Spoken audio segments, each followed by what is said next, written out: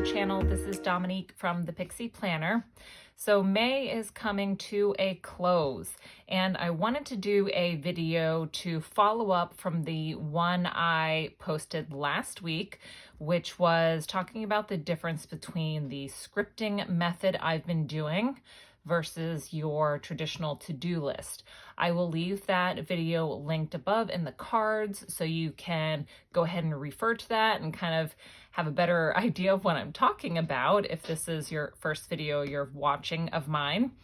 But I wanted to, in today's video, give you a flip through of the month of May in my Planner Perfect Traveler's Notebook. I have been doing the scripting method only for the month of May. I have moved away from my traditional to-do list that we all know and pretty much love. And I have to say the scripting method has been a complete game changer for me, and I will be continuing with this.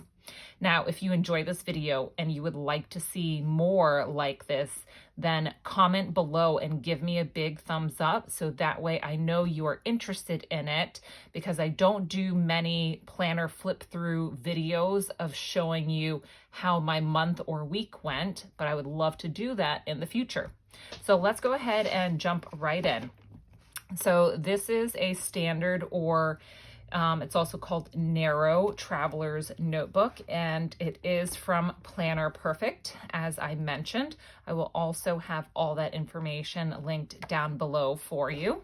So I'll do a quick run through here of my books. My first book here is kind of my catch-all. This is my reference book. It is from Planner Perfect.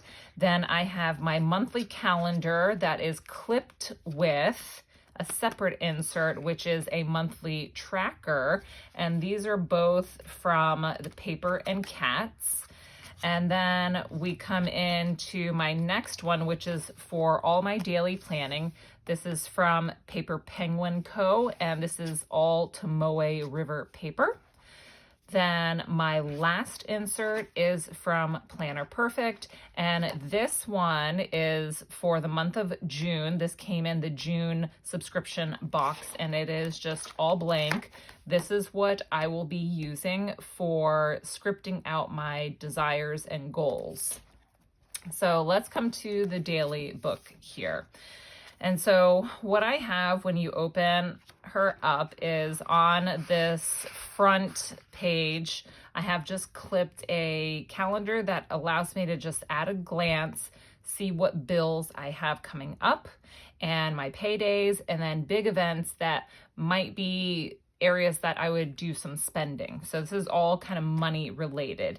And this is from Nebula Designs, I believe. I'll leave that link below. Again, everything that you might have questions on as far as the inserts go will be linked down below. But I just kind of highlight after they have cleared my account, so I know I don't have to look back at it again. And I'm a very, very visual person, so I love to just see on a calendar where everything falls. Then we come in here, my goals. Now, I have for home, health, and finance. And I have 3 goals for each area. Now, I did my goals accordingly because I figured this insert, because it's a pretty substantial insert, I figured this may last me for about 3 months. And then I do plan on returning to the Planner Perfect monthly inserts, which are definitely a lot different than what I have here. I am hoping to show you and explain to you a little bit more of that in another video. But these are my goals, as I mentioned. So when I'm planning my week, because I do Sundays sit down and open my planner, and I go ahead and set my pages up for each day of the week. When I'm setting them up, I refer to my goals here, and I kind of just brainstorm and try to imagine where I want to fit these goals into my days during the week. So when I first started this book, it was April 27th, because it was running into May there. So I figured, you know what, I'll go ahead and just start it the end of April to have that full week. So I did a kind of dashboard layout here on the left-hand side, and this is strongly inspired by Ink Imperfections. I just love how she does her week at a glance. So that's exactly what I did. And here I just kept track of the bigger events or tasks that had to be done on a specific day. Then I decided to put a bill due sticker here off to the side, so I again have at a glance what bills are going to be due that week. Then I have my little to-do section, so anything that pops into mine during the week, I had a place to put it since I am doing daily pages. And technically, you can grab a sticky note and just put that on the next blank page to remind you of the to-do or task or whatever you wanted to remember. But I figured it was just easier if I had a little section here on my dashboard page. Then I kept track of my steps. Now, I started off with a little bit of a kind of to-do list here, just as I was getting the feel for this type of layout and also size. I have not been in a traveler's notebook in a very long time. If you've been with me for a while, you know that I am a huge Passion Planner lover. I still use my Passion Planner alongside this beauty, but this size was something I definitely was not used to. So I did a little bullet journal kind of style here in journaling for the first day. Then we went into my scripting. So this is probably my favorite week that I decorated because I love very muted colors. And I am really glad that I did bolder areas for the standout, meals that I was wanting to track because this was part of my health goals. I wanted to make sure that I was eating more, foods that were higher in vitamins, less sugar. So I bolded some of these things so that way they could stand out a little bit more. And so with this being very muted and simple, I really enjoyed how this week turned out. And I also started with just 1 day per page. Now, if you're following along with the Planner Perfect method, Jenny, the creator, does use 2 pages per day herself, and she recommends that just because you'd rather have too much room than not enough for your scripting because you just want it to really flow. Again, if you don't really know what I'm talking about, then watch my previous video on scripting versus the to-do list so you have just a little better understanding. So 2 pages per day is what she recommends. And I decided I would just start off with 1 page because now we are in quarantine. I figured, well, I don't really have much to do. So it worked out. It worked out well. I did a Saturday and Sunday on 1 page for the first week. And then I did a weekly review here. I wanted to write down my accomplishment for the week, my favorite memory from the week, what was a worry or on my mind that week, and then what I was thankful for. So picking kind of one thing for each of those areas. So going into the second week here, so May 4th through the 10th, I did that same dashboard layout. I also stuck with the day per page, and I used a nice mix of stickers from Planner Perfect. These are from ERIN CONDREN. I am subscribed to her seasonal sticker subscription, and so a lot of these stickers, pretty much most of them, are from that subscription, and I just loved them. That's another Planner Perfect. And then these tip-ins that you see are from Planner Perfect. And I love using these when I want to write either a memory from the day and I just don't have any more room, or if my plans change from what I actually scripted. I will go ahead and just write out on the back the new scripted plans and just washi them right in. And this is what I did here. So this was Mother's Day, and I had everything scripted out the night before, but I don't know if I can remove this and have it not tear my page. I'm a little bit nervous about that, but so I'm just gonna keep that there. But so what I did, I'm gonna turn it upside down here so you can see here.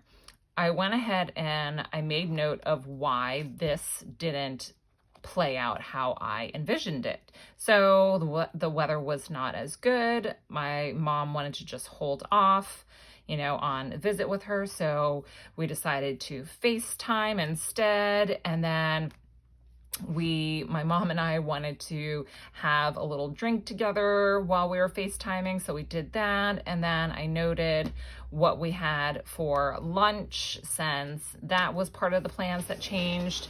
So if you are scripting and it doesn't doesn't play out the way you intended it to, that's okay. You know, the important part is that you still were envisioning what you wanted.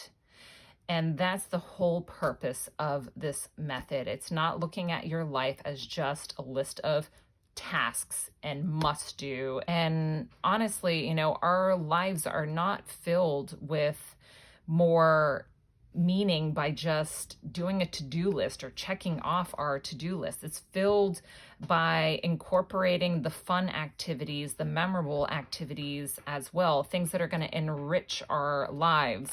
And so, you know, I'm always including me time in here, my health, incorporating my yoga, doing my watercoloring, doing my crafting, that quality time with my husband, with my dog. The things that really matter are incorporated into my day, and I script them out exactly how I wish for them to be. So again, my previous video, you'll have more information on that. But that brings us to the end here of the second week. So that ended with Mother's Day. Then we go into the next week here, which I used. The washi is still from Planner Perfect, but I used some stickers from CS Illustrations. She has started a monthly sticker box, and it's kind of a surprise. You don't know what you're going to be getting, but it will be according to the theme for, you know, the season that we're in. So all of these stickers that you see here are from that subscription box. I still stuck with the 1 day per page and really enjoyed this. I used the washi here for a little separation from, you know, the first part of the day and the second part of the day. And then on the Sunday, I had another empty page, so I decided to do a weekly review again with the same accomplishment, favorite, worry, and thankful thought here. So the following page here is the start of Monday, May 18th. Now, this is where I used a tip-in to hold some of the tasks that I needed to get done this week elsewhere besides in my, you know, pages here, turning into a to-do list. So another great thing for these tip-ins that are on the Planner Perfect website, but they do come in your subscription box as well. And you get a ton of them. And I'll show you just quickly here for June. I mean, this is all Jenny's artwork as well. She's an amazing artist. And I mean, they are just so fun and gorgeous. I love these popsicles, but you get a ton of tip-ins and they're all blank on the back. And so I will use these also to hold my weekly to-do list. So I'm not bogging up my pages with that nonsense.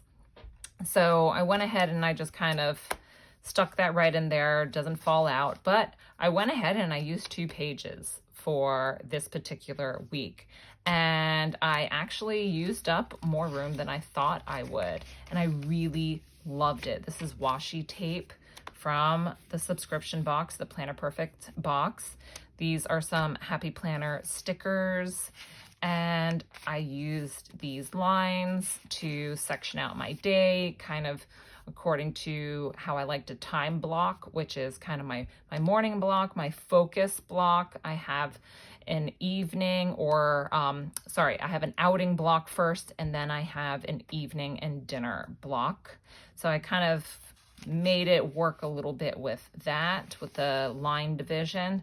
And I really enjoyed having these 2 full pages, even if I didn't fill them up completely. I threw in some pictures, and then again, I used this tip-in for adding in another picture. Saturday and Sunday had a page for their own. And then that brings us into this current week, which will be the last week of May. So I went back to my dashboard layout. I used another tip-in here because I had every intention of being super productive on Monday, but you know what? Sometimes you just don't feel like it. And I wrote about that, and that's okay. I just didn't really care to be as productive when the day came, but I got a lot done. Not everything that I wanted, but that's okay. And you turn the next page, and then you've got a new day to start with. So, I mean, that's really the great thing about it. But I did go back to the 1 day per page here. And I mentioned in the beginning that I do set up my week on Sundays. And so here's just kind of a little peek of how I get that set up. Nothing fancy. I will go back and sometimes add stickers after the fact. But that's the end of May, guys. So that is a quick flip through of this Planner Perfect method used in my Traveler's Notebook for the month of May.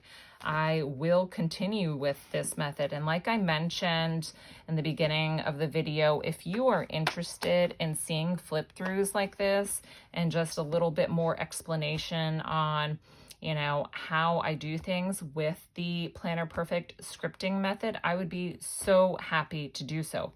So let me know down below in the comments. Give me a thumbs up so I know you're interested, and I appreciate you guys so much. I will see you again soon in my next video. Bye.